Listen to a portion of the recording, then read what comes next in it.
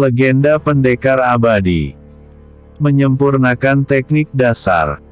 Pada saat ini Lei Tian sedang menjaga ketenangan pikiran dan berfokus pada suatu hal tertentu.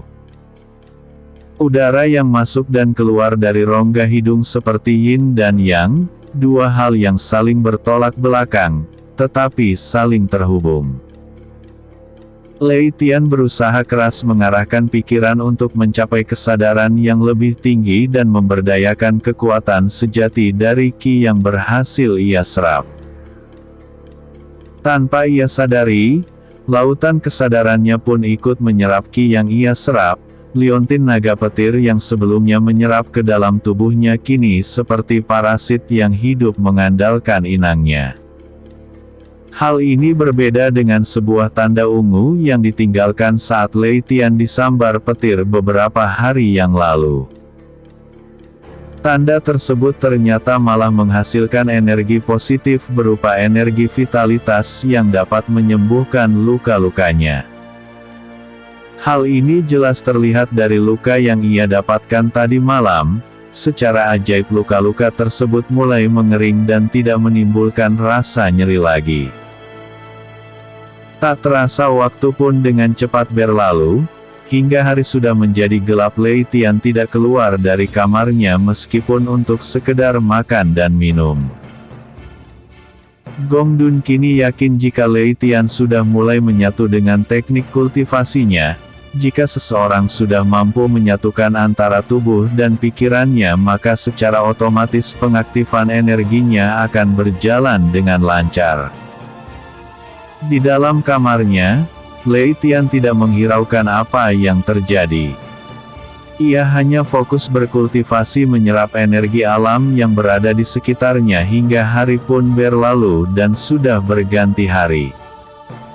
Sinar matahari pagi yang hangat memasuki kamar Lei Tian melalui celah lubang udara. Hal ini segera menyadarkannya tentang kondisi kekinian, di mana kesadarannya mengingatkan dirinya untuk beraktivitas mengambil air di sungai. Lei Tian menarik napas panjang, menahannya sebentar lalu menghembuskannya secara perlahan. Rasanya nyaman sekali, ujar Lei Tian yang baru saja membuka kedua matanya. Ternyata benar apa yang diucapkan oleh Paman Gong Dun. Berkultivasi dapat menyeimbangkan tenaga dan selera makanku, gumam Lei Tian sambil tersenyum senang. Pada saat ini ia mulai merasakan manfaat berkultivasi, meskipun sebelumnya ia tidak mengalami peningkatan kekuatan dalam hal terobosan. Lei Tian cukup senang dengan kondisi napasnya yang mulai stabil. Jika sebelumnya ia bernapas secara asal, kini ia sudah mulai membiasakan melatih otot diafragmanya untuk mengembangkan seni pernapasan. Lei Tian meyakini jika seni pernapasan yang baik tidak hanya dilakukan pada saat sedang berkultivasi, tetapi dalam keseharian itu justru yang lebih utama. Hal tersebut bisa dilakukan sambil berjalan, bekerja atau berlatih. Lei Tian bangun dari tempat tidurnya, hendak menuju kamar mandi untuk membersihkan diri. Pada saat ini ia merasakan jika tubuhnya sudah bau keringat dan sedikit aroma tidak sedap yang membuatnya merasa risih dan tidak nyaman. Sebelumnya ia tidak sempat mengganti pakaian yang ia pakai sebelumnya, yaitu pakaian khas yang biasa dipakai oleh ayahnya. Lei Tian berjalan ke kamar mandi dan ia cukup kaget karena beberapa bak besar yang biasanya ia isi kini sudah terisi penuh. Tanpa memikirkan hal tersebut lebih lanjut, ia melanjutkan mandinya dengan perasaan nyaman dan segar. Pengalaman awalnya menjadi seorang kultivator membuatnya benar-benar merasa nyaman. Ia merasakan sensasi yang belum pernah ia rasakan sebelumnya. Setiap melihat benda keras selalu terbersit di dalam pikirannya untuk menghancurkan benda tersebut. Lei Tian merasakan tubuhnya dialiri energi yang sangat besar, terutama dari lengan sampai telapak tangannya seperti mengandung kekuatan yang kapan saja siap dilesakkan. Setelah selesai mandi, ia menggunakan pakaian yang biasa ia pakai seperti biasanya lalu menuju halaman rumahnya. "Selamat pagi Tuan Muda," sapa Gong Dun dengan hangat. "Selamat pagi juga Paman," jawab Lei Tian dengan sopan. "Bagaimana perasaan Tuan Muda saat ini? Apakah ada kendala dalam mempraktekkan teknik pernapasan yang kemarin saya ajarkan?" tanya Gong Dun dengan penasaran. "Tidak ada Paman, semuanya berjalan dengan sangat baik," jawab Lei Tian dengan ekspresi gembira. "Baguslah jika demikian, saya hanya mengkhawatirkan jika terjadi kesalahan. Sebab jika kesalahan tersebut tidak dicegah dari awal maka dikhawatirkan akan terjadi kebuntuan kultivasi. Hal tersebut akan menyebabkan kemacetan atau tersumbatnya aliran Qi," ujar Gong Dun mencoba menjelaskan. Lei Tian mengangguk senang dengan penjelasan yang baru saja disampaikan oleh Gong Dun. Hal demikian sangat berguna baginya sebagai kultivator pemula. "Tuan Muda, karena luka-lukamu sudah semakin membaik maka saya akan mengajarkan beberapa teknik gerakan dasar.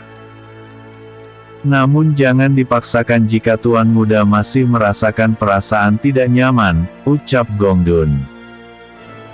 "Tidak usah khawatir Paman, semua lukaku sepertinya sudah sembuh. Meski belum kering benar, setidaknya aku masih bisa bergerak dengan normal," ujar Lei Tian dengan semangat. "Baiklah jika begitu, saya akan memulainya," ucap Gong Dun dengan serius. "Sekarang coba Tuan Muda perhatikan baik-baik," pinta Gong Dun sambil memperagakan teknik dasar bela diri. Gong Dun memperagakan beberapa gerakan dasar yang ia dapatkan saat di Sekte Belati Merah. Sesuai namanya gerakan yang ditampilkan berupa teknik menyerang dan menangkis yang diikuti dengan pengaturan napas yang stabil. "Bagaimana? Apakah Tuan Muda bisa memahaminya?" tanya Gong Dun dengan sungguh-sungguh. "Iya Paman," jawab Lei Tian singkat dengan tatapan penuh percaya diri. Berikutnya Lei Tian mulai mempraktekkan gerakan demi gerakan yang baru saja ditunjukkan oleh Gong Dun. "Luar biasa," gumam Gong Dun dalam hati. Gerakan yang Lei Tian peragakan bisa dikatakan mendekati sempurna. Sebagai seorang pemula tentu hal semacam ini tidak bisa ditemukan dengan mudah oleh banyak orang meskipun itu di sekte besar sekalipun. "Sebaiknya aku harus segera membawa Tuan Muda ke Sekte Belati Merah. Aku yakin jika di dalam sekte ia akan berkembang dengan sangat baik," gumam Gong Dun dalam hati. Gong Dun mengakui jika teknik yang baru saja ia ajarkan sudah ia sempurnakan dari yang biasa dipelajari oleh murid tingkat pemula. Gerakan tersebut seharusnya untuk kultivator yang sudah berada di ranah pendekar raja, karena dibutuhkan kecepatan serta ketepatan. "Apakah Tuan Muda sudah menghafal semua gerakan tadi?" tanya Gong Dun sesaat setelah Lei Tian menyelesaikan beberapa gerakan dasar yang ia ajarkan. "Sudah Paman," angguk Lei Tian tanda mengerti. Lei Tian seperti tidak mengalami kesulitan sama sekali. Di dalam kepalanya seperti terpampang tampilan visual yang berulang. Jadi dengan mudah Lei Tian mengikuti gerakan yang baru saja ia lihat meskipun baru sekali. Lei Tian kemudian memperagakan lagi gerakan yang tadi telah diajarkan. Tanpa lelah ia terus mengulangi gerakan demi gerakan yang telah ia hafal. Namun semakin ia mengulangi gerakannya semakin mengerti pula di mana letak kekurangannya. Secara tidak langsung sebenarnya ia juga sudah menyempurnakan gerakannya sendiri menjadi lebih baik. Lebih hebat belati atau pedang. Lei Tian kemudian memperagakan lagi gerakan yang tadi telah diajarkan. Tanpa lelah ia terus mengulangi gerakan demi gerakan yang telah ia hafal. Namun semakin ia mengulangi gerakannya semakin mengerti pula di mana letak kekurangannya. Secara tidak langsung sebenarnya ia juga sudah menyempurnakan gerakannya sendiri menjadi lebih baik. Melihat semangat Lei Tian berlatih yang tidak kenal lelah membuat Gong Dun membelalakkan kedua bola matanya. Jurus-jurus yang baru saja diperagakan oleh Lei Tian terlihat semakin halus dari waktu ke waktu. Gong Dun juga tidak menyangka jika tuan mudanya memiliki kualitas tulang yang sangat bagus. Hal ini terlihat dari setiap gerakannya yang berpadu dengan napas mengandung kekuatan yang sangat besar. Gong Dun dapat merasakan ada desiran angin yang keluar saat Lei Tian melakukan gerakan pukulan dan menendang. Bahkan di sekte sekalipun hal ini hanya bisa dilakukan oleh pendekar raja, namun Gong Dun juga saat ini bisa menilai jika ranah kultivasi Lei Tian masih berada di tingkat pendekar praja. Seseorang yang tiba-tiba berada di ranah sepertinya saja sudah membuat Gong Dun pusing kepala. Di sekte belati merah saja hal itu bisa dilakukan oleh anak-anak yang sudah memasuki sekte pada usia 7 atau 8 tahun. Seseorang yang sudah bisa membuka jalur meridiannya masih membutuhkan waktu untuk membentuk dantian atau inti energi. Kenaikan tiap tingkat juga umumnya paling cepat kurang lebih 3 tahun dari tingkat awal ke tingkat menengah dan juga seterusnya. Ada kasus di mana seseorang bisa memiliki kekuatan yang singkat, yaitu bisa terjadi jika ia memiliki tubuh khusus dan juga didukung oleh sumber daya yang cukup.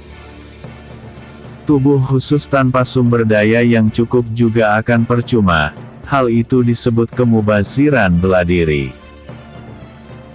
Sementara jika sumber daya yang melimpah tanpa didukung oleh tubuh yang sehat juga hanya akan menjadi tumpukan sampah, akan terjadi penyumbatan dan menyebabkan kemacetan bela diri.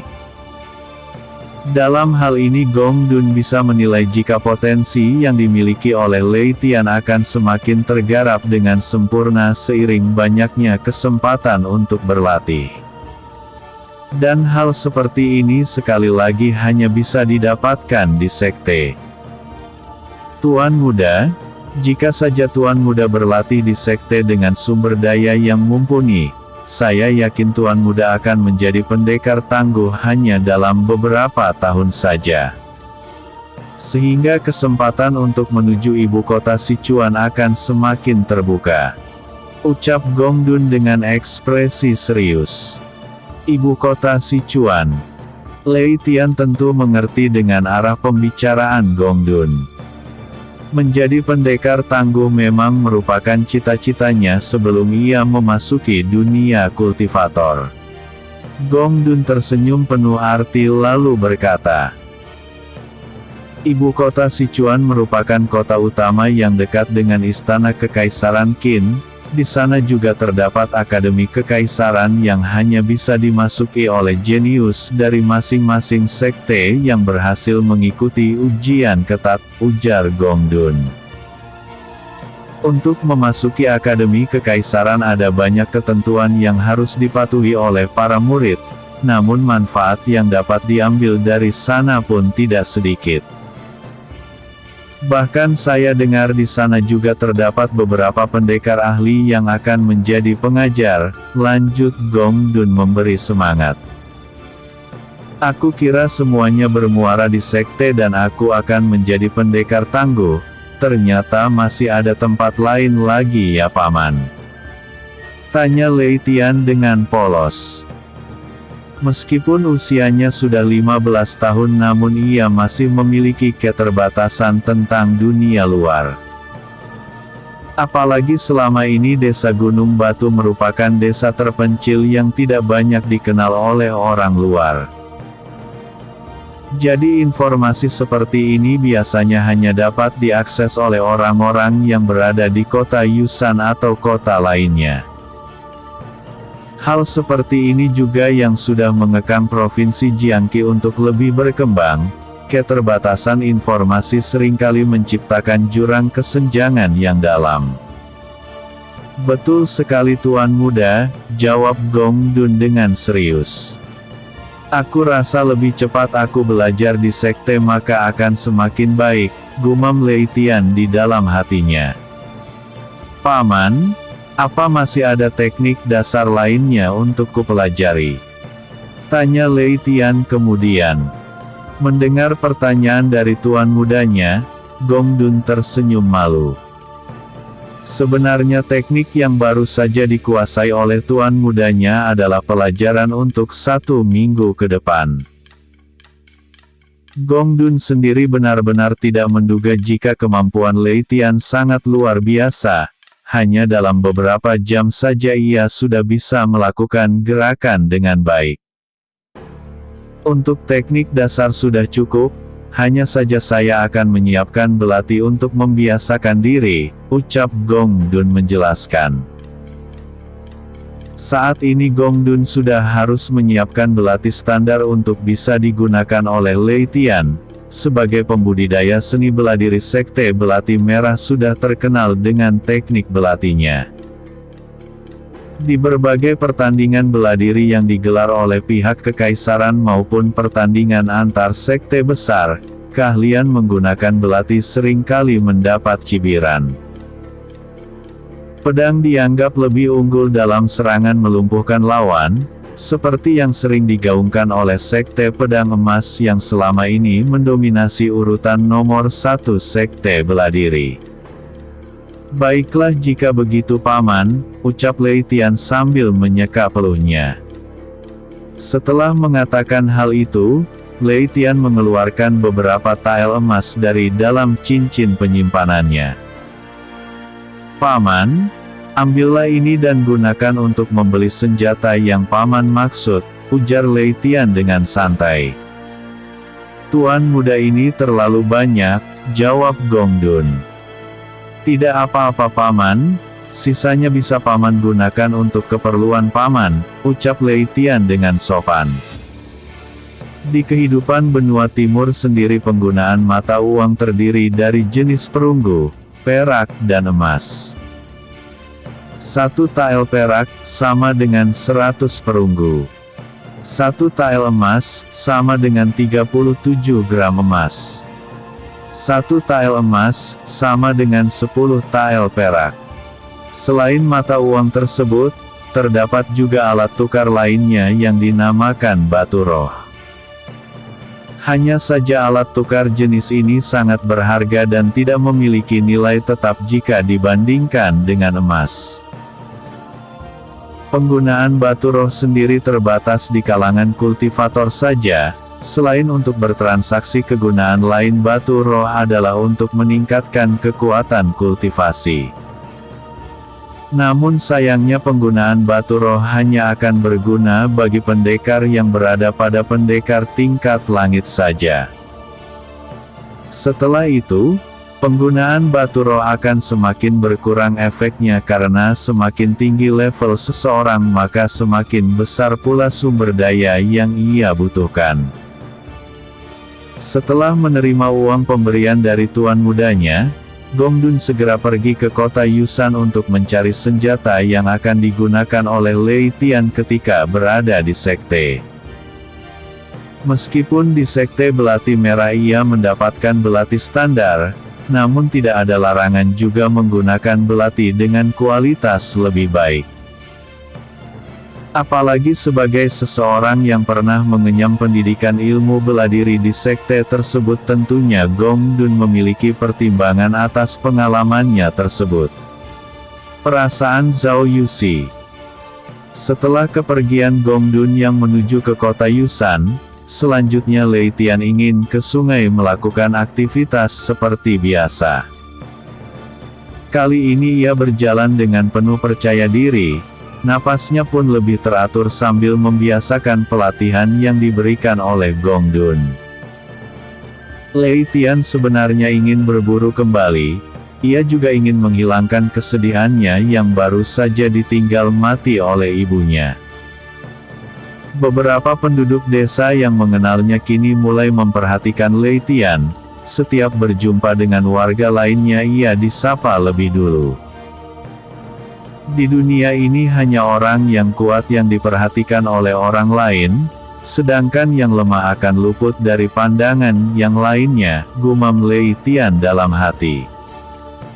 Tiba di tepi sungai yang biasa ia lalui, tampak seorang wanita yang sedang berjalan santai ke arah Lei Tian. "Kamu kemana saja?"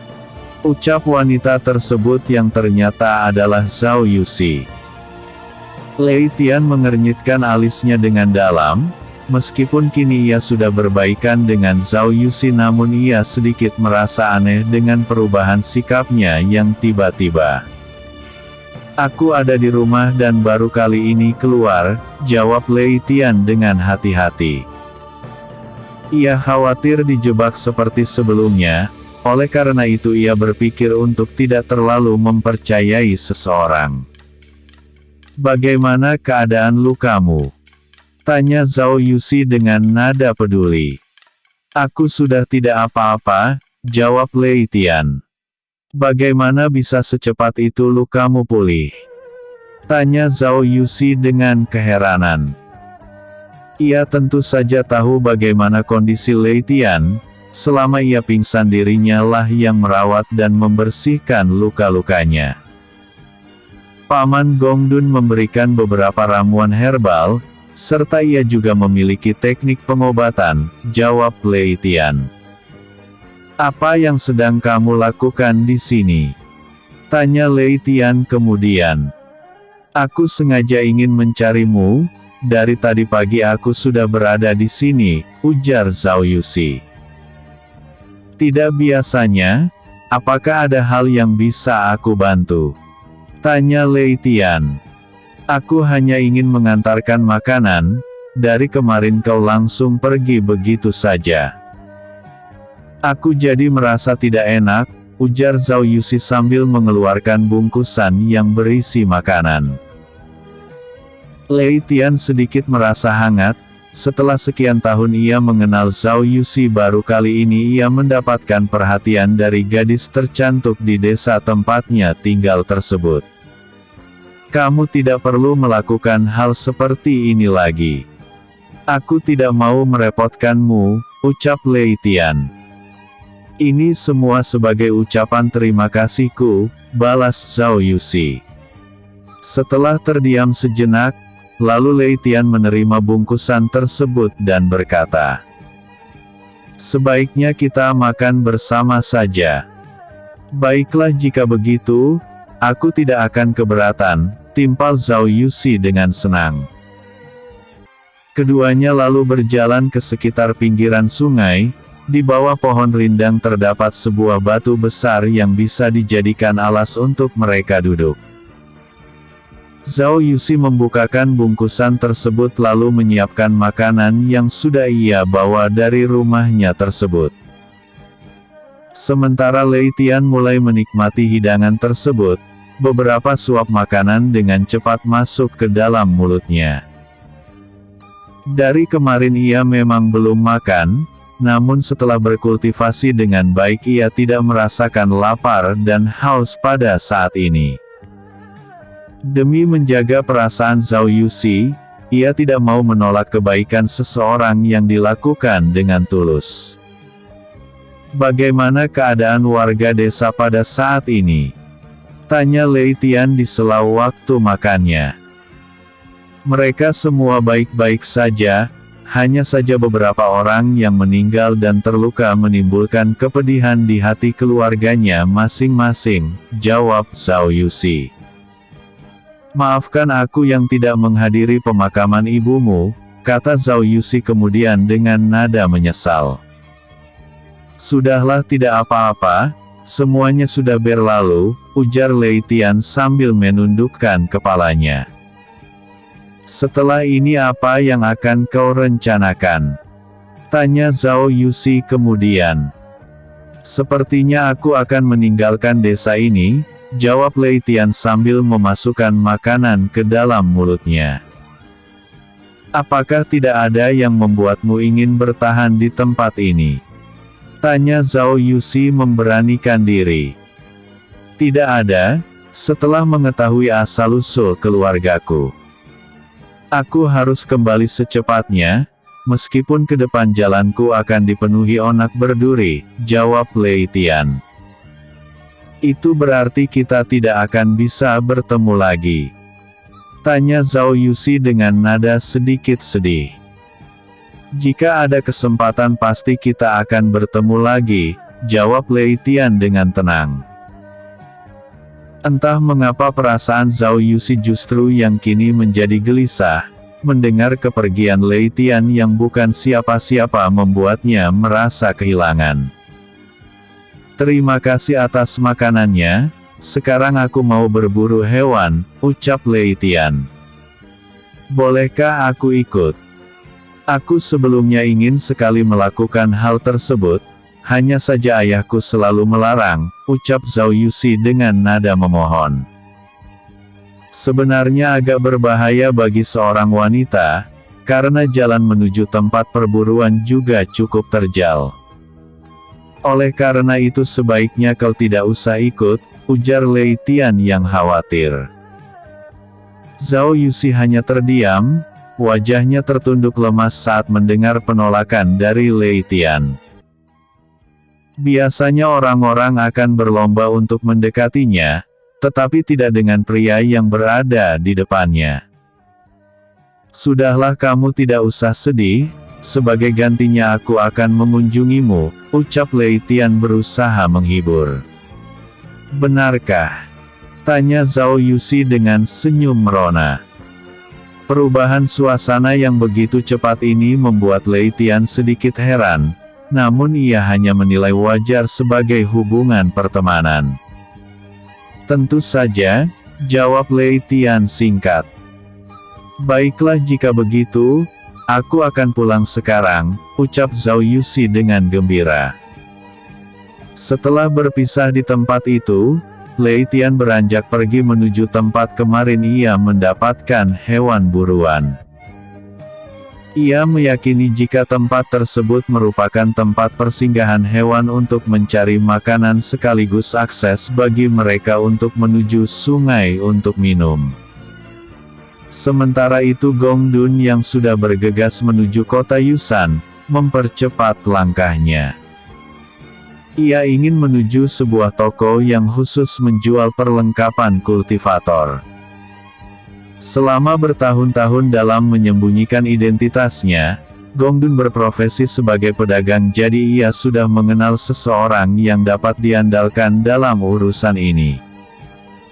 Segala informasi di lingkaran kota Yusan tentu dengan mudah ia dapatkan, ia menyamarkan dirinya dengan baik. Sebagai orang yang pernah bekerja sebagai pengawal pribadi, Gong Dun memiliki teknik untuk menyembunyikan hawa keberadaan. Teknik ini mirip dengan teknik penekan aura kultivasi, hanya saja teknik ini benar-benar menyembunyikan ranah kultivasi seseorang hingga napasnya pun seolah tidak terdeteksi. Teknik tersebut ia dapatkan dari sebuah tempat lelang yang saat itu dimenangkan oleh Lei Yunxi. Di kota-kota besar seperti kota Chengdu terdapat rumah lelang yang sudah terkenal, yaitu Paviliun Ungu. Selain pemiliknya masih berhubungan dengan salah seorang tetua sekte Belati Merah, di tempat itu pula ia memulai karir sebagai pengawal. Paviliun Ungu merupakan tempat untuk membeli dan menjual barang-barang langka yang diperlukan oleh para kultivator dalam berburu kekuatan. Transaksi yang dilakukan juga berbeda dengan pasar atau toko biasa. Di Paviliun Ungu mata uang yang digunakan adalah batu roh. Sedangkan di kota Yusan istilah batu roh masih awam berada di kalangan tertentu saja. Keberadaan benda tersebut sangat berharga dan sangat diburu oleh keluarga bela diri. Berpamitan. Sehari pun berlalu, Kini matahari mulai tenggelam di ufuk barat. Senyum cerah tergambar di wajah Lei Tian yang tak terlihat lelah. Hampir setengah hari ia berburu dan mendapatkan 2 ekor rusa hutan yang siap ia bawa pulang. Dengan menggunakan metode yang sama seperti yang sebelumnya, Lei Tian berhasil menangkap hewan buruannya tanpa kerepotan. Hanya di waktu senggang ia gunakan untuk berkultivasi. Meskipun hanya sesaat namun sudah cukup baginya yang kini mulai tergila-gila dengan teknik pernapasan. Sejak ia memutuskan kultivator sebagai jalan hidupnya maka sebisa mungkin ia memanfaatkan waktu yang ada untuk berkultivasi. Ibu, andai saja kau masih ada. Aku akan memberikan yang terbaik untukmu, ucap Lei Tian sambil memandang ke arah langit. Sebelumnya ia jarang sekali mendapatkan hewan buruan seperti ini, ia hanya mendapatkan bagian kecil pada waktu tertentu saat membantu penduduk desa berburu secara berkelompok. Selanjutnya ia kembali pulang, berjalan menelusuri rute yang biasa ia lalui hingga hari mulai gelap saat ia tiba di rumahnya. Tuan muda, apakah Anda membawa hasil buruan lagi? Tanya Bibi Jian saat melihat Lei Tian pulang dengan memanggul 2 ekor rusa hutan. Benar Bibi Jian, aku ingin menyisakan 1 ekor untuk Zhao Yuxi, jawab Lei Tian kemudian. Sepertinya hubungan kalian semakin dekat saja, ujar Bibi Jian sambil tersenyum. Ah, tidak. Kami hanya berteman saja, sanggah Lei Tian dengan sopan. Putri kepala desa adalah yang tercantik, masa iya tuan muda tidak tertarik, goda Bibi Jian. Hahaha. Sudahlah Bibi Jian jangan menggodaku. Aku ingin mandi dulu, ucap Lei Tian sambil berlalu menuju kamar mandi. Sementara Bibi Jian segera membersihkan hewan buruan yang baru saja dibawa oleh Lei Tian, ia berencana memasaknya untuk makan malam. Tidak beberapa lama kemudian Lei Tian sudah selesai dan segera bersiap untuk memenuhi janjinya kepada Zhao Yuxi. Bibi Jian, aku hendak ke rumah Zhao Yuxi, ucap Lei Tian sambil pamit. Setelah mengatakan hal itu, Lei Tian beranjak pergi membawa 1 ekor rusa yang sudah diikat dengan rapi menuju kediaman kepala desa. Ia sengaja tidak menggunakan cincin penyimpanannya karena tidak mau tampil mencolok. Lei Tian sebenarnya bermaksud ingin pamit kepada kepala desa sekaligus mengucapkan terima kasih. Sebelumnya berkat pengaturan dari kepala desa pemakaman ibunya dapat berjalan dengan lancar. Akhirnya kau datang juga, sapa Zhao Yuxi yang ternyata sudah menantinya di depan pintu rumahnya. Iya, tentu saja. Maaf telah membuatmu menunggu, jawab Lei Tian sambil menatap ke arah Zhao Yuxi. Menyadari dirinya diperhatikan oleh Lei Tian, membuat perasaan Zhao Yuxi tidak karuan. Tatapan itu seolah masuk hingga ke dalam relung hati terdalam. Mari masuk, ajak Zhao Yuxi sesaat setelah menyatukan kesadarannya. Di mana ayahmu? Tanya Lei Tian sambil meletakkan hewan buruan yang ia dapatkan tadi sore. Ia ada di dalam, jawab Zhao Yuxi sambil mengarahkan Lei Tian ke ruang tengah.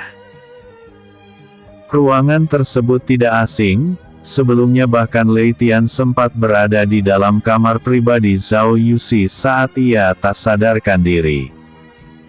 Selamat malam Tuan Zhao, sapa Lei Tian dengan hormat. Selamat datang Tuan Muda, ucap Zhao Feng dengan sopan.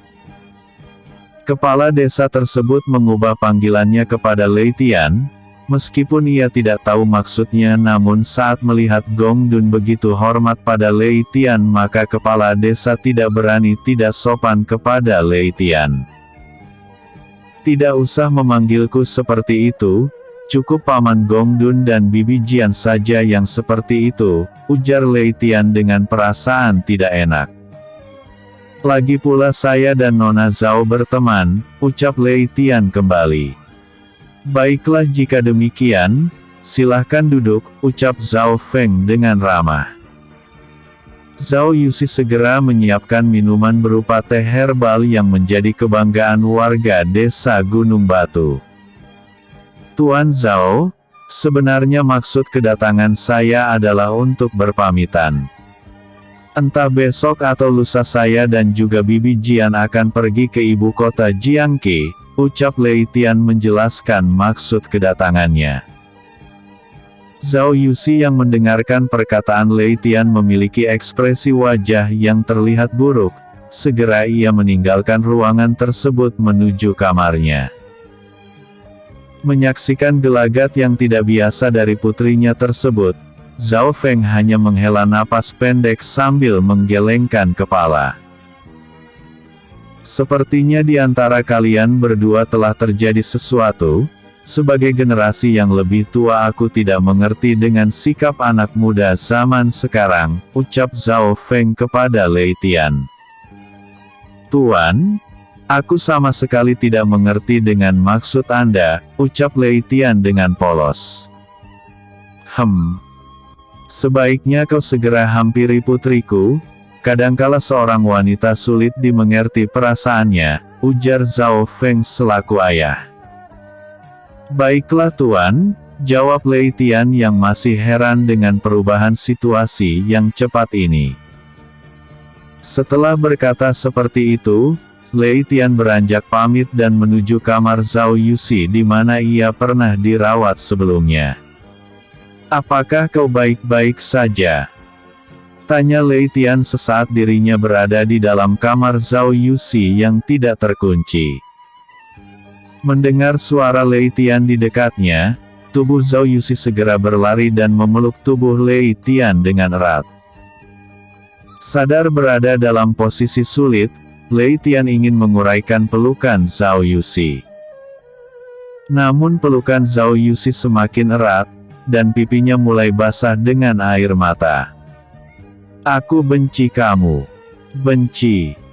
Ucap Zhao Yusi sambil mencengkeram punggung Lei Tian. Apa yang telah aku lakukan? Ucap Lei Tian bingung. Kau baru saja membuatku jatuh cinta tapi kau malah pergi meninggalkanku, ucap Zhao Yusi yang tidak bisa menahan lagi gemuruh di dalam hatinya. Lei Tian terdiam terpaku, ia sangat terkejut atas pengakuan Zhao Yusi barusan. Ia sendiri tidak pernah berpikiran untuk mencintai atau dicintai pada saat seperti ini, meskipun Zhao Yusi adalah wanita cantik yang pernah ia kenal namun perjalanan kultivasinya saja baru ia mulai. Apakah ini adalah godaan untuk menjadi seorang kultivator?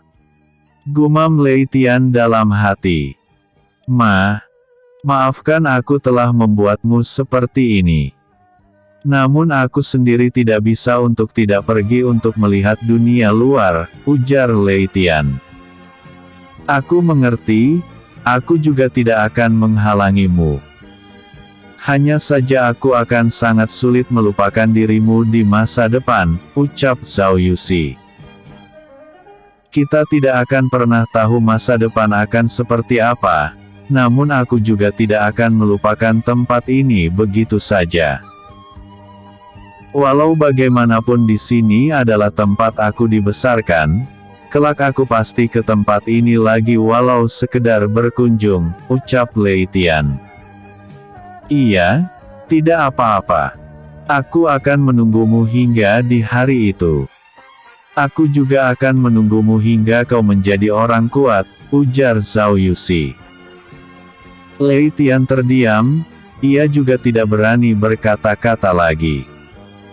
Ia tidak mau berhutang janji kepada siapapun, apalagi terkait urusan hati yang menurutnya sangat rumit untuk dipahami.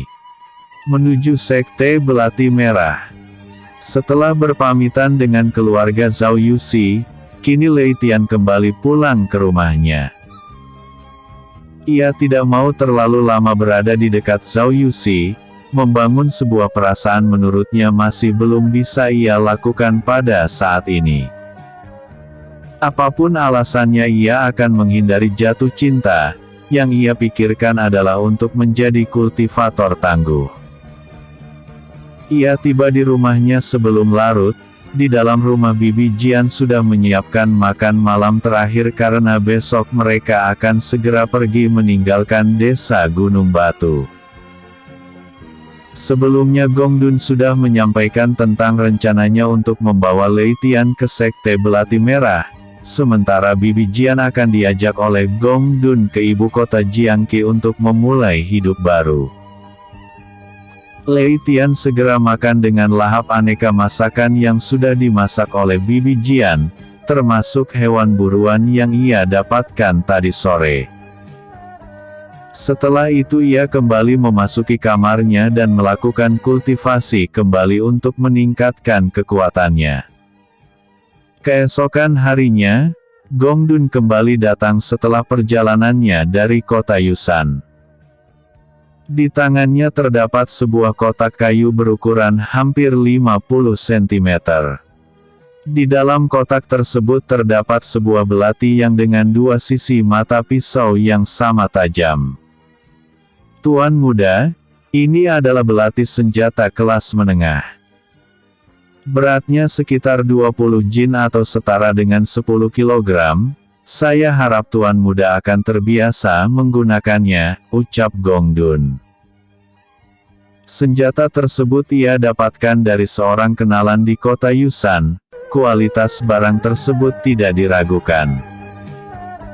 Jika bukan karena hubungan baik keduanya maka mustahil belati tersebut dijual meskipun dengan harga yang tinggi. Belati sendiri memang berbeda dengan pedang. Belati bentuknya lebih kecil namun memiliki ketajaman yang sama dengan pedang. Belati merupakan senjata yang sangat praktis bagi seorang kultivator. Selain untuk membunuh, belati juga merupakan senjata taktis yang bisa diselipkan di baju atau sepatu. Di tengah hutan, biasanya seorang kultivator akan sangat mengandalkan belati untuk bertahan hidup. Selain bisa memotong daun, membunuh hewan, belati juga dapat digunakan untuk menggali tanah. Dalam hal tertentu keadaan ini sering terjadi ketika kultivator sedang mengalami ujian kenaikan tingkat atau sedang mengikuti kejuaraan antar sekte di mana ia akan dikirim ke tempat tertentu. Selain untuk mendapatkan peruntungan, tentunya hal yang terpenting adalah bagaimana caranya bertahan hidup. Melihat sebuah belati di depannya membuat wajah Lei Tian berekspresi senang. Ia tahu jika belati yang berada di depannya sangat bernilai. Tanpa ragu Lei Tian segera memasukkan belati tersebut ke dalam cincin penyimpanannya. Terima kasih paman, aku sangat puas, jawab Lei Tian. Sama-sama tuan muda, mumpung hari masih pagi sebaiknya kita beranjak pergi menuju ibu kota Jiangqi, ucap Gong Dun dengan hormat. Baiklah paman, kita akan segera berangkat sekarang, sahut Lei Tian yang tidak ingin menunda perjalanan. Baiklah jika demikian, jawab Gong Dun. Segera setelah itu, Bibi Jian dan Gong Dun segera bersiap berangkat. Mereka membawa barang seperlunya saja. Dari desa Gunung Batu menuju ibu kota provinsi Jiangqi membutuhkan waktu 1 hari perjalanan dengan menggunakan kereta kuda. Mereka menaiki kereta kuda dengan kecepatan yang stabil. Mereka bergegas dengan cepat agar tidak keburu gelap saat tiba di ibu kota. Paman, apakah di sekte itu aku bisa menjadi lebih kuat? Tanya Lei Tian saat dalam perjalanan. Tentu saja, aku yakin bakat tuan muda akan menentang langit, ucap Gong Dun dengan sungguh-sungguh. Kelak jika aku sudah menjadi kuat, aku akan kembali ke klan Lei. Aku akan membalaskan dendam kedua orang tuaku, ujar Lei Tian dengan penuh tekad. Baik Tuan Muda, aku juga menunggu hari itu, timpal Gong Dun. Setelah tiba di ibu kota Jiangqi, mereka akan menuju Sekte Belati Merah. Sementara Bibi Jian akan menunggu di penginapan kota Jiangqi. Jarak dari pusat kota ke sekte hanya 2 atau 3 jam saja, jadi mereka tidak khawatir meninggalkan Bibi Jian untuk sementara. Perjalanan mereka menuju ibu kota provinsi Jiangqi berjalan dengan lancar. Meskipun tanpa istirahat mereka masih memiliki stamina yang cukup untuk melanjutkan perjalanan ke sekte yang berada di sebelah selatan kota Jiangqi. Berbeda dengan kota Yusan, suasana kota Jiangqi lebih ramai dan lebih sibuk aktivitas warganya. Meskipun hari mulai sore, kegiatan warga yang masih banyak melakukan aktivitas masih terlihat di jalanan utama ibu kota. Setelah mendapatkan penginapan untuk Bibi Jian, Gong Dun beserta Lei Tian kembali melanjutkan perjalanan menuju Sekte Belati Merah. Sekte Belati Merah merupakan sekte yang sangat terkenal di wilayah selatan atau provinsi Jiangqi yang sudah berdiri ratusan tahun. Sekte ini juga sudah banyak menghasilkan ribuan murid. Termasuk Gong Dun yang pernah menjadi pengawal setia ayah Lei Tian. Sekte Belati Merah berada di wilayah pegunungan, selain letaknya yang strategis gunung tersebut juga memiliki sebuah bukit yang menyerupai bentuk belati. Jika pada sore hari bukit tersebut berwarna merah karena terkena efek jatuhnya sinar matahari. Untuk bisa mencapai Sekte Belati Merah, setiap orang harus melewati sebuah jalan berbentuk anak tangga yang tersusun rapi. Di depan gerbang sekte terdapat sebuah tulisan, Sekte Belati Merah, yang memberikan kesan penuh kewibawaan terhadap sekte tersebut. Dengan kondisi seperti itu, maka sudah bisa dipastikan jika seorang murid yang bergabung dengan Sekte Belati Merah minimal sudah melewati tahap pembentukan tubuh atau tahap sebelum pembentukan Ki pada pendekar tingkat pemula. Jarak dari anak tangga pertama hingga ujung tangga yang berada pada paviliun murid luar menghubungkan dengan paviliun murid dalam. Bagi murid yang baru saja direkrut oleh sekte, mereka akan berada di paviliun murid luar. Meskipun demikian jangan sepelekan statusnya sebagai murid luar, jika berada di luar sekte keberadaan mereka akan dipandang tinggi oleh orang-orang biasa. Dengan adanya dukungan sumber daya dari sekte, mereka akan mengalami perkembangan yang sangat pesat dan berkesempatan menjadi murid dalam. Sedangkan mereka yang sudah menjadi murid dalam, setidaknya ranah kultivasi mereka berada pada ranah pendekar kaisar. Sebagai murid dalam tentu fasilitas yang mereka dapatkan berbeda dengan murid luar. Selain itu mereka juga berkesempatan mendapatkan pengajaran dari para penatua bahkan patriark Sekte Belati Merah secara langsung. Kesempatan seperti itu tidak didapatkan oleh murid luar, mereka hanya bisa mendengar nama-nama penatua maupun nama patriark tanpa bisa menjumpainya secara langsung.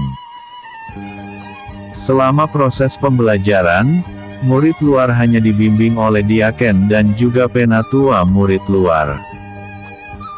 Kendati demikian, di Sekte Belati Merah terdapat sebuah kebijakan khusus di mana seorang penatua boleh mengangkat beberapa orang murid secara pribadi. Hal ini dimaksudkan agar seorang penatua memiliki asisten atau kader yang secara khusus mereka latih. Biasanya hanya murid berbakat yang memiliki kesempatan tersebut, pada akhirnya mereka akan mudah dipromosikan menjadi diaken atau murid inti yang mendapatkan prioritas sumber daya sekte.